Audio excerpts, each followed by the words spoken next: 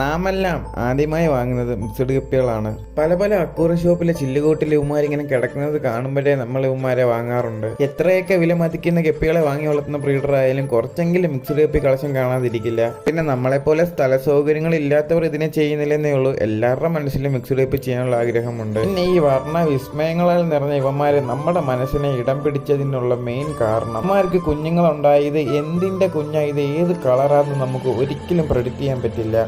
എന്നിരുന്നാലും ഗപ്പി വർഗത്തിൽ ഏറ്റവും ബ്യൂട്ടിഫുൾ ആയിട്ടുള്ള ഐറ്റം മിക്സഡ് ഗപ്പികളാണ്. വീഡിയോ ഇഷ്ടപ്പെട്ട ചാനൽ സബ്സ്ക്രൈബ് ചെയ്യുക. എല്ലാവർക്കും ബൈ.